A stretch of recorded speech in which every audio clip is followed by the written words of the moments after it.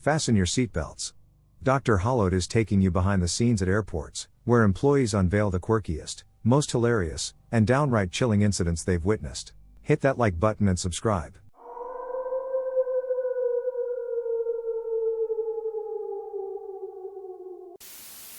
It's a little different, but I work in aviation on F-22s in the Air Force. Most of the work is done outside. One day, on mid-shift, we get told to go inside, turn off the lights, and not look outside. Not knowing what the hell was going on, we obviously complied. Once everyone was inside, the big stadium lights that covered the entire airfield were turned off, and the entire airfield was dark. We heard low rumbling in the distance that was getting closer, and rumors started flying. We were under attack by aliens, you name it. Eventually, we could hear 3 large planes fly very low overhead and be gone. After 15 more minutes, we were given the go-ahead to go back outside and back to work. To this day, I still don't know what the hell happened. This is from my dad.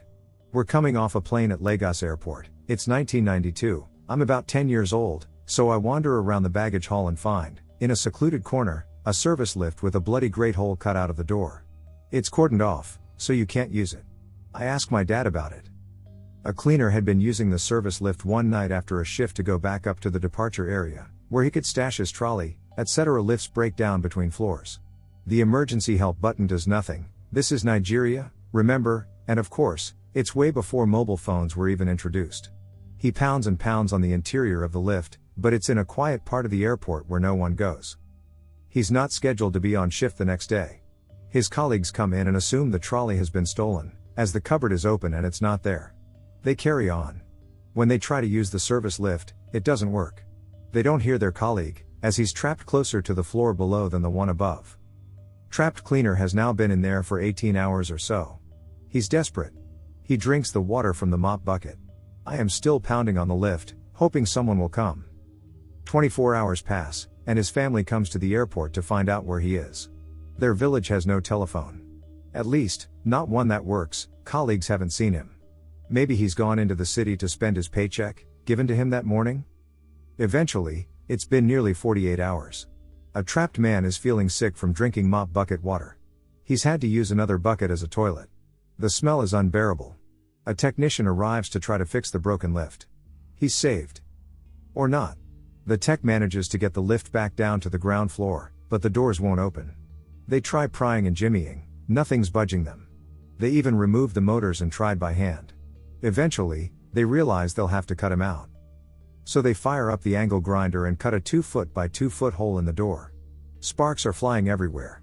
That's just the outer skin. They can't get the angle grinder further into the inner door. A welding torch comes out, a gas axe or whatever you want to call it. Of course, this is flinging hot metal into the lift. The cleaner is absolutely shitless. He's been in the dark for 48 hours, and now someone is flinging hot metal at him. Eventually, they make a hole all the way through. He crawls out, collapses, and is taken away in an ambulance. He survived but did not return to his job at the airport. The broken lift was still there until we left in 1995. When I returned to business in 2001, it had been repaired. I still think about the poor guy whenever I get in a lift. Not an employee but a passenger. I got flagged for a random TSA pat-down, and the agent asked me if I had any metal in my body, to which I said, I have an IUD. The agent freaks out and starts flagging other agents over.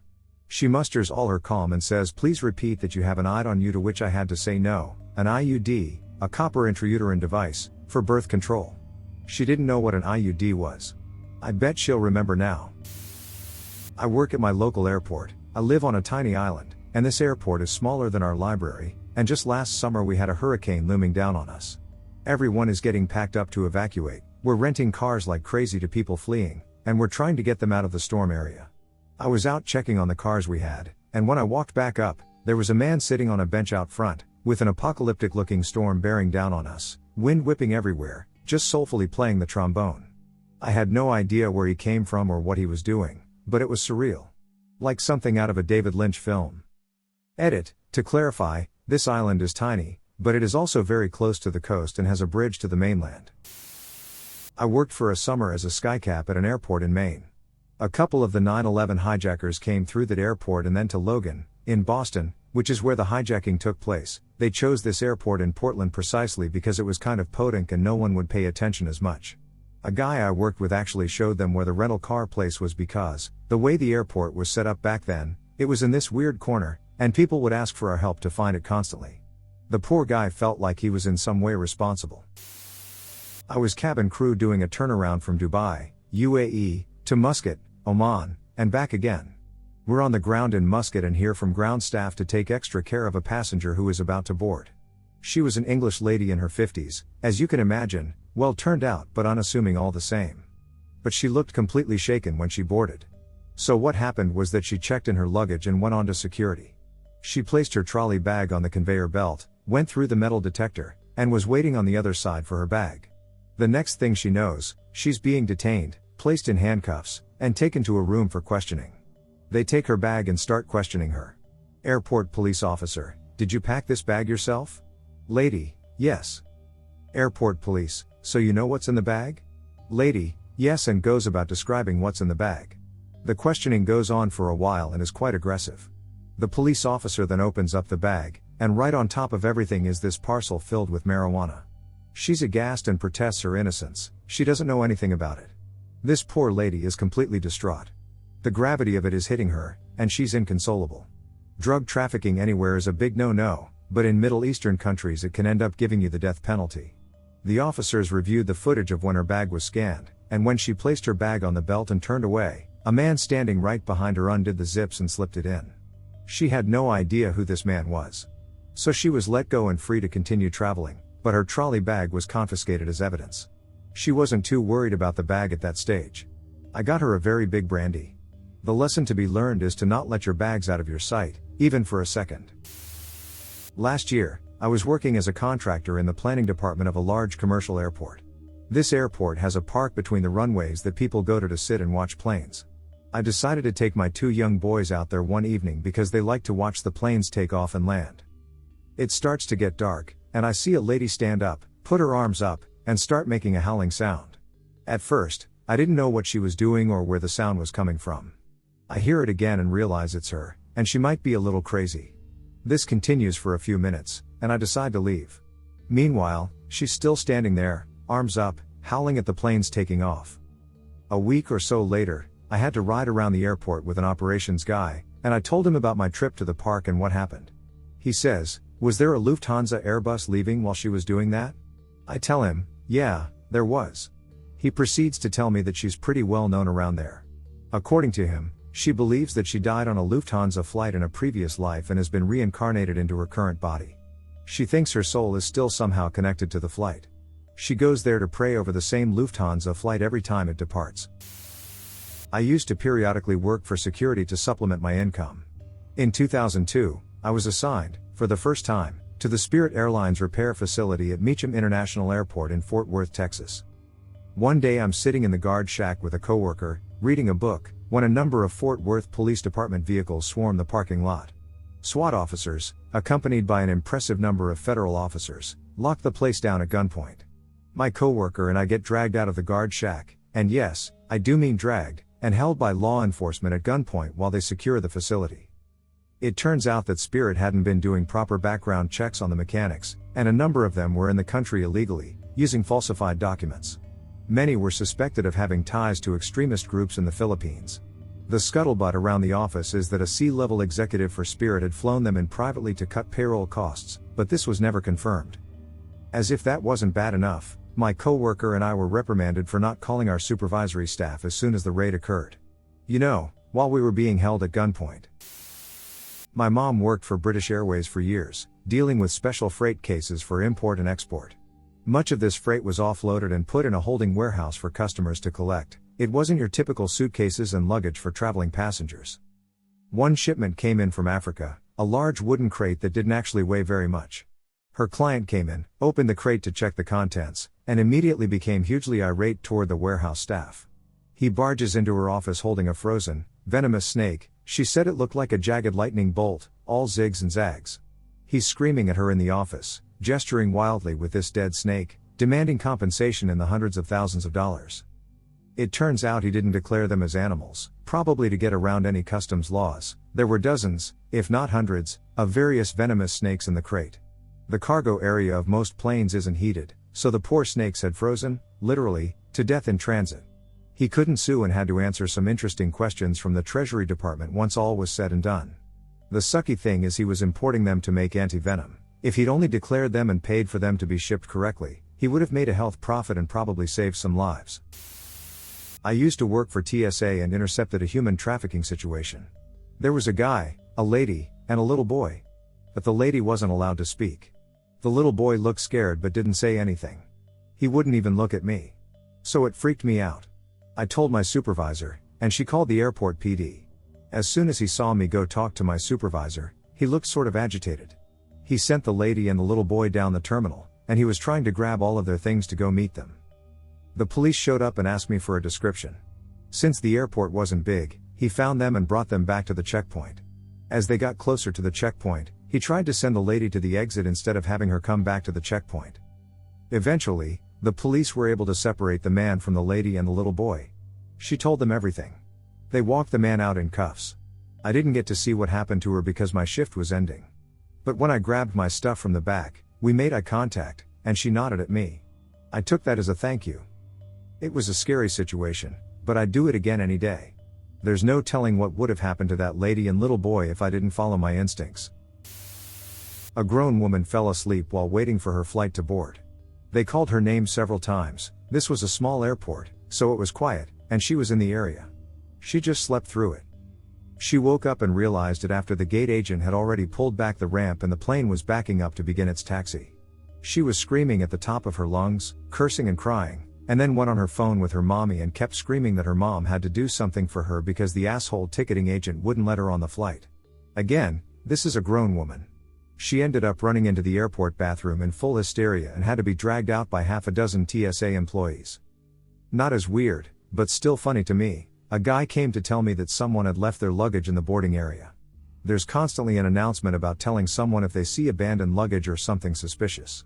I tell him okay, I'll call TSA. He's clearly freaking out and going on about how there's probably a bomb in the bag. I calm him down, and he goes back to his seat. About 10 minutes later, I go over to him with the TSA agent and ask him, "Where's the bag?" He points to a bag right next to him and starts rambling again about how there's probably a bomb in it, etc. So I just ask him, "If you're so sure there's a bomb in the bag, why are you sitting right next to it?" You could just see the light bulb go on in his head. I was not an airport employee, but I was shadowing employees as part of a pilot training program. One of our rotations was to spend a few days with the fire department. There was not much action, fortunately, but the fire station was in the middle of the airfield, so the view was epic. The Virginia Air National Guard operated F-16s from the airport at the time. They would go out 3 jets at a time and land, 1, 2, 3, in quick succession. I was in the fire station when 3 F-16s were on short final to land. The tower asked a business jet to hold short of their arrival runway. The business jet either didn't hear or misunderstood and rolled out onto the runway. The tower told the F-16s to go around. The lead jet banked a hard left, followed by the number 2 jet, but number 3 kept coming, gear down, landing light on. The tower called for the number 3 jet to go around. ANG radios are encrypted, so we could only hear the tower talking, not the F-16. The number 3 jet was still coming, the business jet had nowhere to go, and the firefighters started getting antsy. The number 3 F-16 flew directly over the top of the biz jet, simultaneously pulled up his gear and hit the afterburner, barreled half the length of the runway, then pulled up hard left to join his buddies. The F-16 probably cleared the biz jet by 100 feet, but it seemed a lot closer to us in the fire station, and I'm sure even closer to the knob biz jet pilot. The firefighters found it hilarious. Most of the airport work is mundane, but you will get the odd passenger that leaves an impression on you. There was a group of people coming through for a business trip, and their boss had never flown before. One of his employees came in and explained that they told him he needed dental records for TSA and wanted us to play along. So the boss comes in and hands me his ID and an X-ray from his dentist to check in for his flight. Trying not to laugh, I show it to my coworker, who points at it and says, "Well, TSA might have an issue with that." Dude's face went white as a sheet until his employees busted up laughing. He got super red in the face and eventually started laughing at himself. Never let it be said that airports are humorless places. I was at the airport one day, waiting for my girlfriend to come pick me up after my flight. She was about 20 minutes away, so I sat down by a window ledge to Reddit, obviously, and like normal, there were various airport employees, security people, passengers, etc. wandering around. After about 5 minutes, I notice a couple cops with a dog eyeing me up. They go to walk by, and all of a sudden the dog gets really close to me and then sits down. The cops give me an intense look and reach under the ledge where I was sitting. All of a sudden, they pull out a bag with a few grams of weed in it. This is not my weed, and I start freaking out internally, like any normal person. One of the cops goes, "What's this all about?" Then, the other cop bursts out laughing and explains that they are doing K9 training, and I happened to sit down right over the exact spot where they had previously hidden the bag of weed for the dog to find. The cops were laughing so hard they had to take a couple-minute break from their training, and after my blood pressure kind of returned to normal, I thought it was pretty funny too. Now, I don't work at an airport, but I do clear commercial imports into Canada and deal with border officers quite often. I had just logged into my computer to start working when my at the time supervisor came over to my desk, slammed some paperwork onto my desk, and told me, "You really messed up this time." Apparently, my company wanted to be more environmentally friendly and decided to start printing invoices on both sides of a piece of paper. So basically, with this particular shipment, I had declared 3 out of the 6 invoices to CBSA. For anyone who is not familiar with customs, that is a big no-no. So we get notification that the shipment has been flagged for investigation, and I was told that if anything bad happens with this shipment, it's on me. Which, when translated, is essentially you messed up, say goodbye to your job. My supervisor gave me an out, call the superintendent at the port hint, 1497, YYZ, to hint, and kiss some serious booty. She gives me the number, and I get connected with the superintendent's receptionist. I briefly inform her of my intentions to speak with the superintendent, to which I am placed on a brief hold while she goes to find him. This brief hold turned into a 3-hour hold, non-exaggerated time. It was 12 o'clock to 1700 hours before this all got resolved. During these 3 hours, I sat patiently waiting for someone to talk back. All the while, I had my supervisor come to check up on me to see where I was in my situation. So 3 hours pass, and I get a call from CBSA. The caller ID showed up as government CAN on my phone, and I was extremely nervous to pick up, but I was greeted with, "Good afternoon, this is the superintendent of the airport." To which my jaw dropped, and as I went to introduce myself to the superintendent, a thought crossed my mind. You've been on hold for 3 hours waiting for this man. Maybe this will be my trump card. I immediately take on a soft, "Oh my dear Lord, I am terribly sorry" tone and explain to him that I was placed on hold for 3 hours, not that it bothered me any, and that I didn't want to run the risk of having to call back and being a further nuisance to this nice man. To which I hear the man yell, "You've been what? On hold for 3 hours, give me a second." Radio chatter, something about "I told you to tell him that I was in a meeting for the rest of the afternoon and that I would call him back." The man comes back to the phone with a much more cooperative tone after that.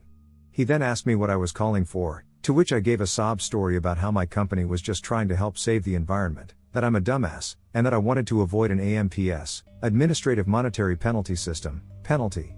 He chuckled and said, "Is that all? Consider it done," and he let me correct my error. In the end, I avoided a fine that ranges from $200 upwards to $8,000, kept my job, and was able to create the reputation of being a smooth talker in my office. My parents worked in airports and told me this story that happened sometime in the late 1970s. They notice a patch of purple on the marble floor near the check-in queue. Thinking someone has spilled their red wine on the floor, a cleaner comes over and clears it up. About half an hour later, there's another pool of purple. A different cleaner comes along and clears it up. Eventually the original cleaner comes back and notices the same pool he cleared up already is back. He doesn't know what's going on. He looks up. There's an air vent dripping something. Maybe it's air conditioning coolant or something?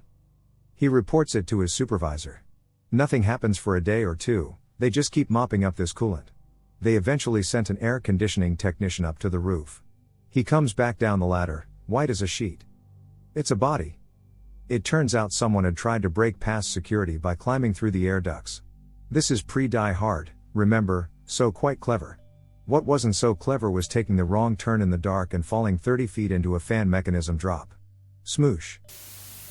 One time a couple of us were wing-walking a 757 back from the gate while our ACMX guy drove the pushback.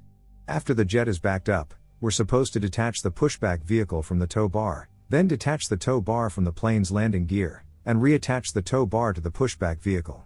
That day, the 757's parking brake failed, and as we detached from the pushback, the plane started rolling toward us with the engines running. Looking up at a 100,000-pound vehicle that's already basically on top of me while the engines came toward me was quite an experience. The captain had to stand on his pedal brake to stop the plane from rolling so we could finish and get clear. Both the other people with me immediately went out for a smoke. 4 years ago, I got an airport job as a ramp agent at a charter airport in my town. I worked every summer there, but this story still comes back to me. Most of our passengers are from Russia. And you know what Russia is famous for? Russians. So I get a call that a passenger, ready to board a flight, is drunk out of his mind. Usually, the cabin crew and the pilots decide whether or not to let him travel. The passenger bus arrives at the aircraft, and from the seat next to the driver comes a tall, fat drunk. The bus driver helps him stay on his feet. He miraculously climbs the steps, but then the cabin crew rejects him. He was already in his seat and didn't want to disembark. Border police get involved. 2 well-built guys try to drag him out of his seat, but he manages to pull them back in and spew profanities. As I see there isn't an improvement, I get down to the cargo compartments to search for his checked-in bag. A bag can't travel normally without a passenger, and this aircraft was with containers. We need to search through 7 to 8 containers with 30 bags each. As we are looking through them, the cleaning staff comes on. I ask my colleagues why they would come now, and he tells me that the man shat himself. He was in the front row. When I got back on board, all the passengers were covering their noses and mouths. Several years later, I found out it was because the policeman kicked him in the stomach to make him budge. If this had occurred last year, I'm sure he would get a nice check after suing the company, even though it was a normal procedure. Not scary, but I worked at a little bookstore in Orlando International, MCO, about a decade ago. We sold only books and book-related items, placekeepers, reading glasses, book lights, etc., because there was an actual newsstand a little ways across the terminal that we didn't bother competing with. One day a very tall, angular, and frankly intimidating bald man came rushing up to the counter and straight up yelled into my bewildered face, "Where the hell are your newspapers?" I stuttered out my canned apology and pointed across the way to the other shop. He growled and hauled his ass in that direction without a word. Another customer who'd heard the shout approached me, exclaiming, "Don't you know who that was?" I did not.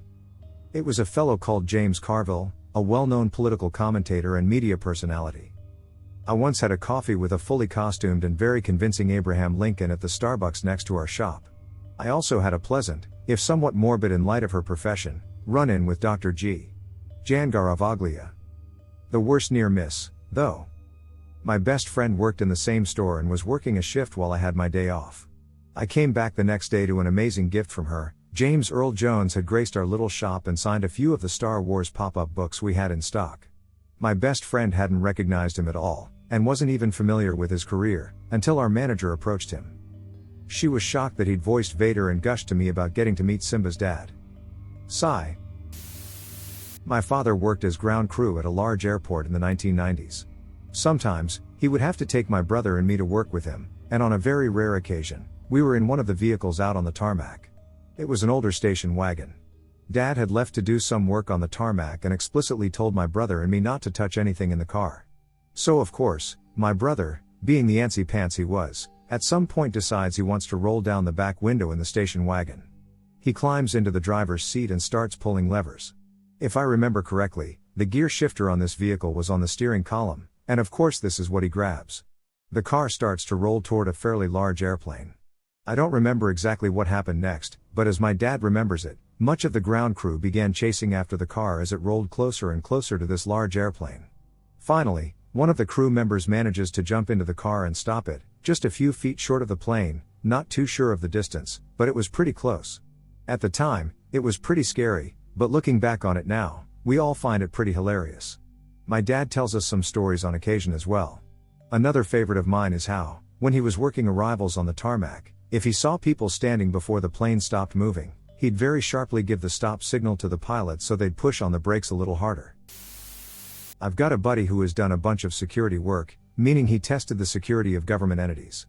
Back in the 1980s, he did a lot of testing of airport security.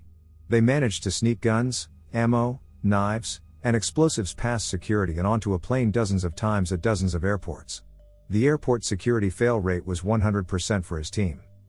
The sad thing was, they actually provided the airport with intelligence ahead of time that there was a high risk of a hijacking of an airplane on the day they did the test. Not hey, some security guys are going to come through today, so let's bring our A game, but actually hey, the FBI, CIA, and XYZ called, and they have reason to believe terrorists are planning an attack on our airport for Tuesday. Even with that advanced knowledge, there is a 100% fail rate at multiple airports. Security theater is no joke. To me, that is the scariest thing that can happen at an airport, and it's happening right now every day. I just got into work, and I was having breakfast with my coworkers. Outside the hangar, we heard some shouting going on. It is not normal for a Sunday. We all decide to walk to the ramp and check it out. On the other side of the chain link fence, in the UPS parking lot, 3 very overweight airport cops are chasing a slightly overweight guy around all the cars on foot. A straight-up Benny Hill style chase is going on. A fire truck from the airport was shadowing this from the ramp. This chase had been going on for a long time at this point. Everyone was barely running. The parking lot has a fence on 3 sides, with one side open. One of the 3 cops stopped his chase and went back to block the exit. The suspect realized he was trapped and just straight up charged the exit. The cop started yelling, "Stop now or I'm going to tase you." The suspect, in full sprint, screamed, "Tase me." The guy got about 5 feet away from the cop, and he shot him with the taser. Square in the chest. It didn't stop this guy at all. He just kept on running. He literally passed the cop about 3 feet to his left. And ran out of our sight. The cop looked at his taser and started swearing at it. The other 2 joined up with him and completely stopped and looked at each other. Then the 3 of them walked out of our sight as well. The fire truck took off like hell on the other side of the ramp. My coworkers and I decide to go through the hangar to the front office so we can get a better look at where the guy went. Out front, there's 3 cop cars parked on the road. 1 cop is in 1 car, and the other 2 are empty. The 3 cops from before are walking down from the parking lot. No suspect was with them. Then across the street, a few people ran out of the UPS office and were screaming and waving at the cops. The suspect was in the parking lot, trying to get into one of the cars. The fire truck is back on the UPS/FedEx ramp. The 4 cops now chase after him. 1 in the car, and 3 still on foot. The guy tries to run again, but he is trapped. He turned, ran up the airport fence, and jumped into the secured area. This was a 10-foot fence with barbed wire. He made it look easy. The cops didn't even try to jump the fence. The suspect running along the UPS building finally met his match. A fire truck. Not any fire truck, but a first response airport fire with a water cannon. The truck chased him down and blasted him with the water cannon. It picked him out and threw him into the building. This guy ragdolled along the building from the water. It was awesome. I forgot to mention it was February and about 10 feet outside. It was really cold. The guy got back up, and they blasted him again. He got up again but didn't run, he just turned and started limping away. He turned a corner, and we lost sight again. The truck very slowly went around the corner as well. From what I learned later, the guy was picked up shortly after this. He willingly walked to the security guys at UPS and gave up. The suspect and an accomplice were breaking into cars at the fuel farm at the airport. They robbed 2 earlier in the week. That Sunday, they were caught in the act. The accomplice getaway driver left the other guy behind and rolled his car over on the other side of town in a high-speed chase. The fuel farm was about a half-mile away. The cops chased this guy on foot for a half-mile before we even started watching.